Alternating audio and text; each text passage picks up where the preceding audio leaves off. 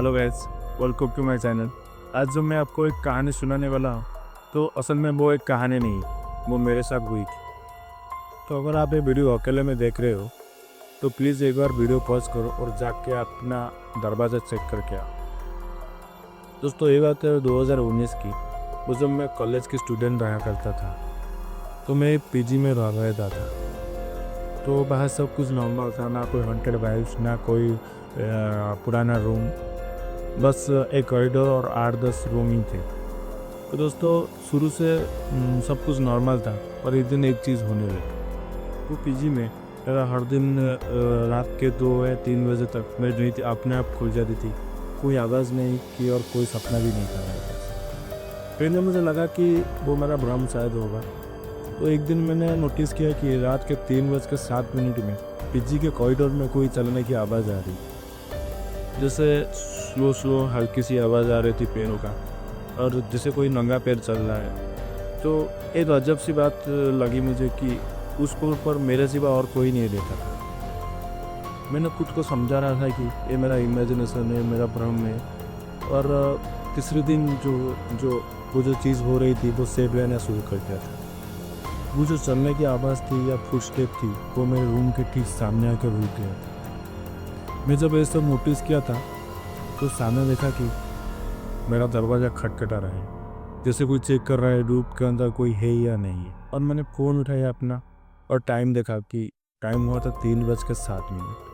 तो मैंने जो आवाज़ सुनी, मैं पूछा कि कौन है, तो कोई भी रिप्लाई नहीं आया। मैं देखा, नोटिस किया कि दरवाजे के नीचे से कोई शायद मूव कर रहा था। मैंने देखा कि पूरा मेरा कॉरिडोर खाली था और बिल्डिंग भी खाली थी। तो वो फुटस्टेप और नॉक आई कहाँ से? वो सब रियल था। मेरा हार्ट बीट इतना बढ़ गया था कि मुझे लग रहा था कि मेरे रूम के बाहर वो सुनाई दे रहा है।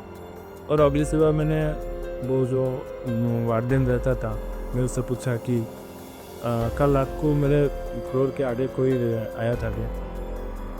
उसने मुझे देखा और बोला कि तुमने कल रात को दरवाज़ा क्यों खुला रखा था? ये सुन के मेरा दिमाग पूरा सुन हो गया।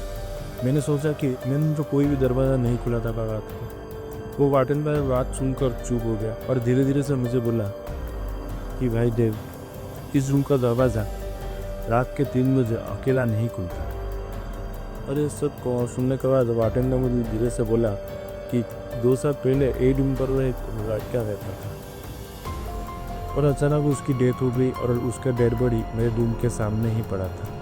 कोई किसी से झगड़ा नहीं और कुछ भी कारण नहीं था मरने का। तो पता लगाने के बाद पता चला कि उसका हार्ट अटैक हुआ था, वो भी एक नॉक की आवाज़ सुन के। उस दिन के बाद मैंने पीजी छोड़ दी, और आज भी जब अकेला रुकता हूँ कहीं पे, रात के 3:07 बज जाता है, तो मैं ऑटोमेटिकली मेरा फ़ोन लिया कर देता हूँ डर के मारे। और कुछ चीज़ें दिखाई नहीं देती, सिर्फ महसूस होती, और जो महसूस होती है वो कभी झूठ नहीं होता।